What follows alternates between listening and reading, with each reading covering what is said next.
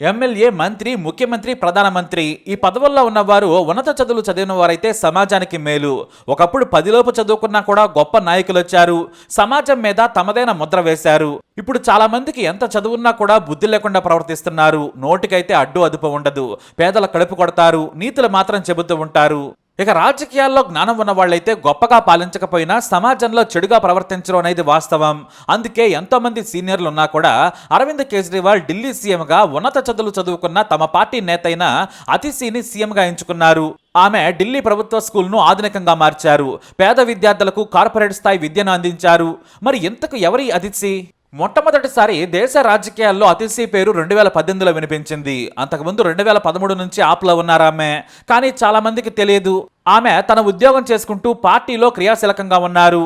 2018లో మొత్తం 10 మందిని మంత్రులకు సలహాదారులుగా నియమించారు కేజ్రీవాల్. కానీ ఈ నియామకాన్ని నాటి హోంమంత్రిత్వ శాఖ రద్దు చేసింది. చివరకు విద్య మీద ఢిల్లీ సర్కారు దృష్టి పెట్టాలనుకుంది. దీంతో ఒకే ఒక సలహాదారును నియమించాల్సిన పరిస్థితి ఏర్పడింది. ఇక సీఎం అరవింద్ కేజ్రీవాల్ కేంద్రంపై ఆగ్రహం వ్యక్తం చేస్తూనే ది బెస్ట్ పర్సన్ ఎంచుకోవాలనుకున్నారు. పార్టీకి ఉపయోగపడే సలహాదారు కాకుండా ప్రజలకు ఉపయోగపడే వారిని ఎంచుకోవాలనేది ఆయన ప్లాన్. అప్పుడే వినిపించిన పేరు అతిశీ మర్లేనా. అప్పటికే అతిశీ ఢిల్లీ స్కూల్ రూపాన్ని మార్చేశారు. కొత్త రంగుల నుంచి పుస్తకాలు, కూర్చునే బల్లల వరకు అన్నింటినీ మార్చారు. ఇక టీచర్లకైతే మళ్లీ బోధనపై శిక్షణ ఇప్పించారు. యూనిఫాముల నుంచి పెన్సిల్ వరకు పిల్లలకు అందజేసి హ్యాపీనెస్ కరికులంను ప్రవేశపెట్టారు అతిశీ. దీంతో ఆమెను తీసేసేందుకు మొత్తం సలహాదారులను రద్దు చేసింది బీజేపీ సర్కారు. ఎందుకంటే ఆప్కు మంచి పేరు రాకుండా. కానీ కేజ్రీవాల్, సిసోడియా మాత్రం ఈ కుట్రను అర్థం చేసుకున్నారు. అతిశీని కొనసాగించారు. అప్పుడే ఆమె పేరు మీడియాలో మారుమోగింది. ఇటు కేంద్రం కుట్రను కూడా తిప్పికొట్టినట్టయింది. అయినా తనకు ఇచ్చిన సలహాదారు పదవికి 1000 రెట్లు న్యాయం చేశారామె. అలా తెర వెనుక పనిచేసిన తర్వాత ఎమ్మెల్యేగా గెలిచి ఇప్పుడు సీఎంగా ఎంపికయ్యారు. అయితే ఢిల్లీ విద్యను మార్చిన మంత్రిగా సిసోడియాకి పేరొచ్చింది. ఆయన జైలుకి వెళ్లిన తర్వాత కేజ్రీవాల్ కూడా జైల్లో ఉన్న సమయంలో మొత్తం బాధ్యతలను మోశారు. 13 శాఖలను పర్యవేక్షించారు అతిశీ. మంత్రిగా ఆమె ప్రతి డిపార్ట్మెంట్ను ఎంత పని ఉన్నా కూడా సమర్థవంతంగా పనిచేశారు.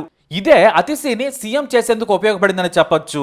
మొత్తం సర్కారును నడిపిస్తున్నా కూడా ఎక్కడా వివాదాస్పద నిర్ణయాలు తీసుకోలేదు, తప్పుడుగా మాట్లాడలేదు, దూకుడుగా పార్టీకి నష్టం చేకూర్చే పనులు కూడా చేయలేదామె. కేజ్రీవాల్కు నమ్మకమైన నాయకురాలుగా పేరు తెచ్చుకున్నారు. లేకుంటే మొదటిసారి ఎమ్మెల్యేగా గెలిచిన అతిశీని ఎందుకు సీఎం చేస్తారు? కాకపోతే ఇది అంత సులువుగా అతిశీకి రాలేదని చెప్పొచ్చు. అతిథి తల్లిదండ్రులు త్రిప్తాబాయి, విజయ్ సింగ్లు. వీరు యూనివర్సిటీ ప్రొఫెసర్లు. విద్యావంతుల కుటుంబంలో పుట్టిన అతిశీ చదువులో మొదటి నుంచి చురుకు. ఢిల్లీలోని స్ప్రింగ్ డేల్ స్కూల్లో చదువుకున్నారామె.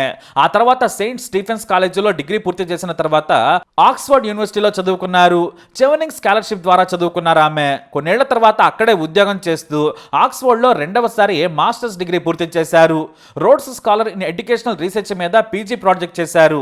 ఇండియాకు వచ్చిన తర్వాత 2013లో ఆప్లో చేరారు. కానీ తాను ఉద్యోగం చేస్తూనే పార్టీకి పనిచేస్తానని చెప్పారు. సమాజ సేవ అంటే చాలా ఇష్టం. కొన్నాళ్ల పాటు ఏపీలోని మదనపల్లిలోని రిషి వ్యాలీ స్కూల్లో పిల్లలకు పాఠాలు కూడా చెప్పారామె. దాని తర్వాత ఎన్జిఓని ఏర్పాటు చేశారు అతిశీ. తన భర్త పర్వీన్ సింగ్తో కలిసి గ్రామీణ పేదలకు ఏదైనా చెయ్యాలని ఆమె మధ్యప్రదేశ్లోని పలు గ్రామాల్లో తిరుగుతూ విద్య, ఉపాధి మీద సాయం అందించారు. అంతేకాదు వ్యవసాయంలో కూడా పాత పద్ధతుల్లో లాభాలు పండించే సేంద్రియ వ్యవసాయం చేసేలా సలహాలు ఇస్తూ ప్రోత్సహించారు. అయితే ఆప్ సర్కారు ఢిల్లీలో పడిపోవడంతో పూర్తి స్థాయిలో పనిచేయాలని కోరడంతో 2015 నుంచి అతిశీ పార్టీ కోసం కృషి చేశారు. అయితే ఆమె రాజకీయంగా ఎదుగుతున్న సమయంలో పార్టీలో విభేదాలు వచ్చాయి. పార్టీని ఏర్పాటు చేసిన వారిలో ఉన్న ప్రశాంత్ భూషణ్, యోగేంద్ర యాదవ్ లాంటి వారు కేజ్రీవాల్తో విభేదించారు. దీంతో వారిని పార్టీ నుంచి తొలగించారు. వెంటనే ప్రశాంత్ భూషణ్ టీంలో ఉన్న అతిశీని కూడా నాడు కేజ్రీవాల్ అధికార ప్రతినిధి పోస్ట్ నుంచి తొలగించేశారు. దీంతో ఆమె ఎటువైపు వెళ్లాలో కూడా తేల్చుకోలేకపోయారు. కానీ చివరకు కేజ్రీవాల్ ఆలోచనలు నచ్చడంతో మళ్లీ ఆప్లోకే వచ్చారు. ఇటు ప్రశాంత్ భూషణ్, యోగేంద్ర యాదవ్లతో చర్చించి తమ నిర్ణయాన్ని చెప్పారామె. గౌరవంగా మళ్లీ కేజ్రీవాల్తో పనిచేసేందుకు నిర్ణయం తీసుకున్నారు. ఆ తర్వాత ఆప్ అధికారంలోకి రాగానే విద్యాశాఖ సలహాదారులుగా నియమితులయ్యారామె. చాలా సింపుల్గా తన సొంత కారులో లేదా క్యాబ్లో వచ్చి స్కూల్స్ను కార్పొరేట్ బడులుగా మార్చేసేందుకు కృషి చేశారు. కాటన్ కుర్తా, దుప్పట్టా ధరించి చిన్న బ్యాగ్తో నార్మల్గా కనిపించే ఆమె తెర వెనుక మిషన్ బునియాద్ కోసం ఎంతో కష్టపడ్డారు. పిల్లలకి ముఖ్యంగా లెక్కలు అలాగే మిగతా సబ్జెక్టులు కూడా బాగా వచ్చేలా హ్యాపీనెస్ కరికులం ప్రవేశపెట్టి అమలు చేశారు. ఢిల్లీ సర్కారు కూడా విద్యా వ్యవస్థలోని మార్పులను గమనించింది. దేశ అంతర్జాతీయ సంస్థలు కూడా ఢిల్లీ ప్రభుత్వ స్కూల్లోని మార్పులను పొగిడారు. దీంతో ఏకంగా 23% బడ్జెట్ను పిల్లల చదువు కోసం కేటాయించి సంచలన నిర్ణయం తీసుకున్నారు. ఢిల్లీ మోడల్ ఆఫ్ గవర్నెన్స్ గా కూడా కేజ్రీవాల్ కు గొప్ప గుర్తింపు దక్కింది. ఆ తర్వాత సలహాదారురాలుగా తొలగించిన కేజ్రీవాల్ 2019లో ఈస్ట్ ఢిల్లీ నుంచి లోక్సభకు పోటీ చేయించారు. కానీ క్రికెటర్ గౌతమ్ గంభీర్ చేతిలో ఓడిపోయారామె. అయితే ఆ తర్వాత పూర్తి స్థాయి రాజకీయ నాయకురాలుగా మారింది మాత్రం ఈ ఎన్నికల వల్లే. పూర్తి పొలిటీషియన్ గా మారిన తర్వాత తన పేరులోని మర్లేనాను తొలగించారు. అతిశీగా అఫీషియల్ సోషల్ మీడియా హ్యాండిల్స్ లో చేంజ్ చేసుకున్నారు. ఎందుకంటే ఆ పేరు ఉండడం వల్ల క్రిస్టియన్ గా ఆమెను ప్రజలకు దూరం చేసే ప్రయత్నం చేసింది బీజేపీ. తన పేరుకు మతాన్ని పోయడంతో ఆమె ఏకంగా దాన్ని వదిలేశారు. ప్రజలకు దగ్గరయ్యేందుకు ముందు పేరుతోనే ఉండాలనుకున్నారామె. 2020లో సౌత్ ఢిల్లీ నుంచి అతిశీని బరిలోకి దించారు కేజ్రీవాల్. దాదాపుగా 11,000 మెజారిటీతో గెలిచారు. మొదటిసారి అసెంబ్లీలోకి అడుగుపెట్టిన అతిశీ పనిలోనూ నిరూపించుకున్నారు. పార్టీకి చెందిన మేనిఫెస్టో నుంచి ఆ తర్వాత ఎమ్మెల్యేగానే ఉన్నా కూడా ప్రభుత్వ పాలసీలను తయారు చేయడంలో అతిశీది అందివేసిన చెయ్యి. బీజేపీకి వ్యతిరేకంగా హిందుత్వ నేషనలిజం పాలిటిక్స్ కు కౌంటర్ ఇచ్చేలా ఆమె ఎన్నో మార్పులు తీసుకొచ్చేందుకు ఆప్ నాయకులకు తెర వెనుక నుంచి సాయపడ్డారు. ఇక పీపుల్ పాలసీస్ తో పాటు ఇతర పేదలకు అవసరమయ్యే కార్యక్రమాల రూపకల్పనలో కూడా అతిశీ ఆప్లో క్రియాశీలకంగా పనిచేశారు. 2022లో ఢిల్లీలోని జహాంగీర్ పురి మత కలహాలపై ఆమె కలత చెందారు.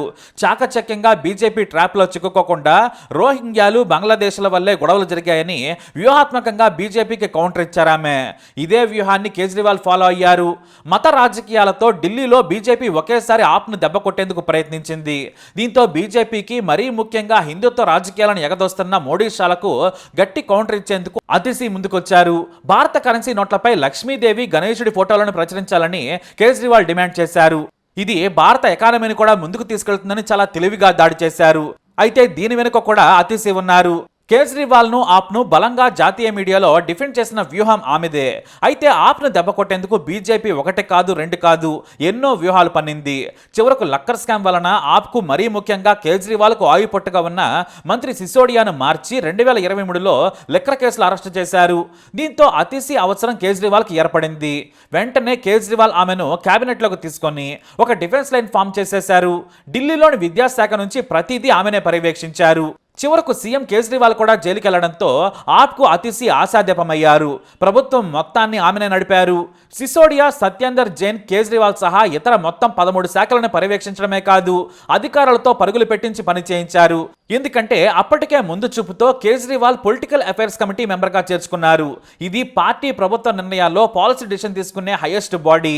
ఆమె సొంతంగానే నిర్ణయాలు తీసుకొని ప్రజలకు ఇబ్బంది రాకుండా ప్రభుత్వాన్ని నడిపించారు. ఇక సీఎం కేజ్రీవాల్ కు సెప్టెంబర్ 13న బెయిల్ మంజూరు చేసింది.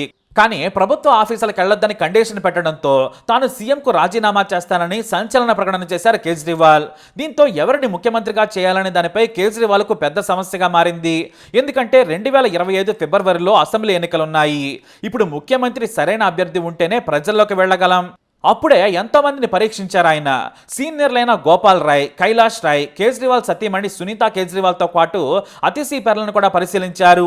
చివరకు తాము లేనప్పుడు ప్రభుత్వాన్ని పార్టీని నడిపిన అతిశీనే సరైన వ్యక్తిని కేజ్రీవాల్ నిర్ణయానికి వచ్చారు.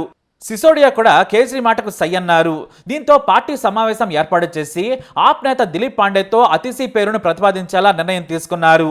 ఆ తర్వాత కేజ్రీవాల్ బలపరచడంతో అతిశీనే సీఎంగా ఉండాలని ఎమ్మెల్యేలు బలపరిచారు. అలా అతిశీ ఏకంగా మొదటిసారి ఎమ్మెల్యే అవడమే కాదు ఎన్నో శాఖలను చూసుకున్న ఆమె పార్టీకి వెన్నెముకగా మారారు.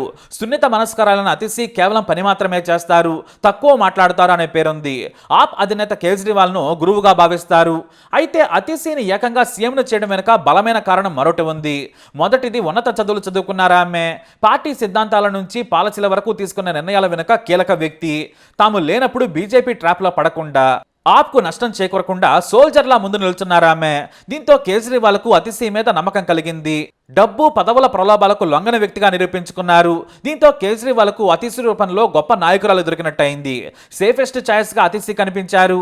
ఆమె మీద బలమైన నమ్మకం, తనకు పార్టీకి ఆమె చూపించే విధేయత మీద అనుమానమే లేదు. దీంతో ఆమె ఏకంగా ఢిల్లీ సీఎం అయ్యారు. మరి ఆమె భవిష్యత్తులో ఎలా పాలన చేస్తారు? ఎన్నికల తర్వాత ఆప్లో ఆమె రోల్ ఏంటనేది మాత్రం ముందు తేలనుంది.